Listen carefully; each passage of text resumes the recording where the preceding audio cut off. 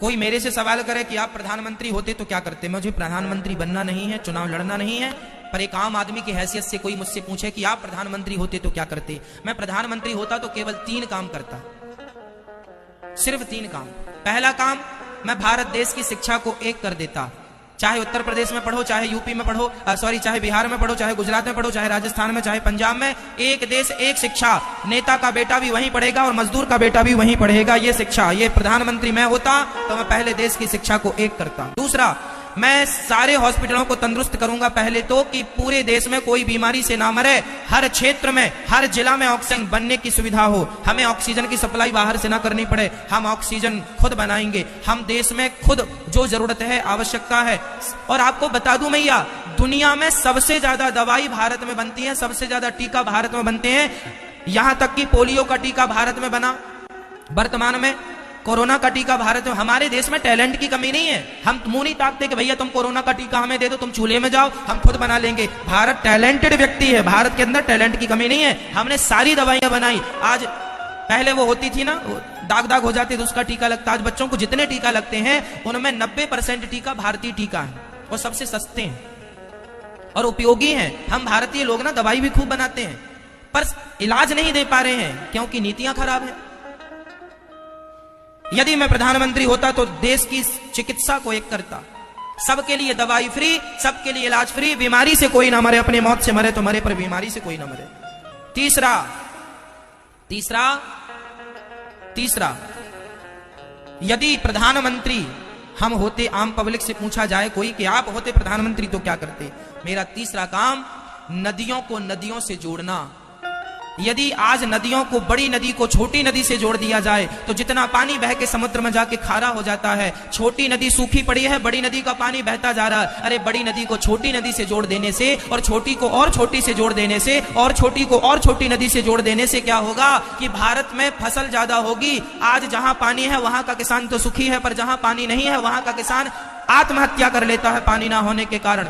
इसलिए यदि नदियों को नदियों से जोड़ दिया जाए तो लाखों किसानों का फायदा होगा और जो पानी का लेवल नीचे चला गया, पानी का स्तर, वह पानी ऊपर आ जाएगा और पानी की समस्याएं खत्म हो जाएंगी और देश को पानी मिल जाएगा।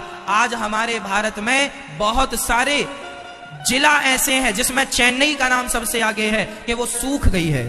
2000 फीट नीचे भी पानी नहीं है। कल को आपके शहर की बारी है जहां खोदने से पानी नहीं होगा। कल आपके पास पैसा बहुत होगा मेरी माँ, पानी नहीं होगा। आज 20 रुपए लीटर पानी बिकता है और अच्छा पानी 50 रुपए लीटर बिकता है। वो दिन दूर नहीं जब 1000 रुपए लीटर पानी बिकेगा। यदि आज नहीं जागे, नदियों को नदियों से नहीं जोड़ा, पानी नहीं बचाया, तालाबों का संरक्षण नहीं किया तो वो दिन दूर नहीं जब 1000 रुपए लीटर तुम पानी पियोगे और तुम्हारी औलाद तुम्हें गाली देगी कि हमारे देश के हमारे माँ बाप ने क्या किया, पानी तक नहीं बचाया।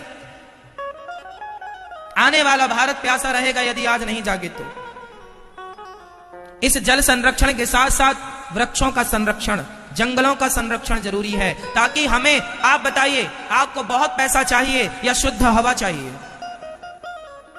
बोलो। कल को आपकी जान पर बन पड़ेगी तो पैसा काम नहीं आएगा। अभी कोरोना काल में सबके पैसे धरे के धरे रह गए, ऑक्सीजन भी नहीं मिली। ये पैसा सब कुछ नहीं है मेरी माँ, जिंदगी सब कुछ है, हवा सब कुछ है। इसलिए भारतीयों को शुद्ध हवा मिलनी चाहिए और शुद्ध हवा तब मिलेगी जब जंगलों का संरक्षण होगा, जंगल बचेंगे, वृक्ष लगाए जाएंगे। रोड के नाम पे करोड़ों वृक्ष काटे जाते हैं, बताओ लगाए कितने जाते हैं? जल में वृक्ष भी आ गए, प्रकृति, चिकित्सा और शिक्षा। पहले हमें इनमें काम करना चाहिए। जरूरत है इन चीजों की। बताओ आज देश को इन 3 मुद्दों की जरूरत है कि नहीं? 3 कामों की जरूरत है कि नहीं? पर कोई भी सरकार अपनी सरकार बनाने के लिए इन 3 में से एक भी चीज ऐड नहीं करती। चाहिए ना कि ये चीजें हों, तब देश समृद्धवान बनेगा।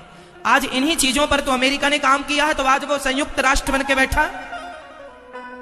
आज इन्हीं चीजों में तो जापान ने काम किया है, तो वह सबसे पावरफुल बन के बैठा है। चाइना हमसे आबादी में बड़ा है लेकिन फिर भी वो इस काम पे लगा हुआ है, इसलिए आज बहुत पावरफुल, ताकतवर बन के बैठा है। और हम दिनों दिन कमजोर होते जा रहे हैं। किस बात पर? इसी बात पर कि हम लोग ध्यान नहीं दे रहे हैं अपनी शिक्षा पर, अपनी चिकित्सा पर, अपने देश पर। आज भारत में परिवारवाद है। परिवार, ये मेरा बेटा है तो यही नेता बनेगा यही देश चलाएगा, योग्य है तुम चूल्हे में जाओ, तुम योग्य हो तो हो, पर ये बेटा है हमारा इसलिए चलाएगा। भले भले वो बिल्कुल अनपढ़ है, भले उसको काखा गाखा का ज्ञान नहीं है, पर नेता है इसलिए। क्या करोगे अब? चलो हम तो आपको भागवत सुनाए। ये तो देश की बातें हैं मैया, ये तो मेरी चिंता है कि मेरा देश समृद्धवान बने। मैं चाहता हूं कि आप पढ़े लिखे हो, मैं चाहता हूं आपके घर भी कभी चूल्हा ना बुझे, मैं चाहता हूं कि आपके पास भी एक गाड़ी हो, मैं चाहता हूं कि भारत के मजदूर के पास भी कम से कम एक खुद का घर हो, खुद की गाड़ी हो, खुद के लिए बढ़िया पहनने के कपड़े हो, खुद शिक्षित हो। मैं ये चाहता हूं गरीब से गरीब आदमी शिक्षित हो। मेरा भारत तब समृद्धवान बनेगा जब 135 करोड़ लोग समृद्धवान बनेंगे। गरीबी बहुत देखी है माँ, बहुत गरीब है मेरा देश। आज भी लोगों के पास खाने को रोटियां नहीं है। कुछ लोगों के यहाँ कुत्ते बिस्किट खा रहे हैं, पर कुछ लोगों के यहाँ बच्चों को खाने को रोटियां नहीं। बहुत दर्द आप लोगों में पता नहीं किस किस ने देखी गरीबी। मैंने बहुत नजदीक से देखी है, मैं बहुत करीब से जानता हूं गरीबी का दर्द क्या होता है। इसलिए मुझे चिंता रहती है कि कब मेरा देश, सबके घर में कब गाड़ी होगी, सबके घर में कब खुद का घर होगा, सबके घर की खुद की छाया, खुद का सब कुछ होगा, सब सुखी हो, समृद्धवान। सर्वे भवन्तु सुखिनः, सर्वे सन्तु निरामया, सब सुखी।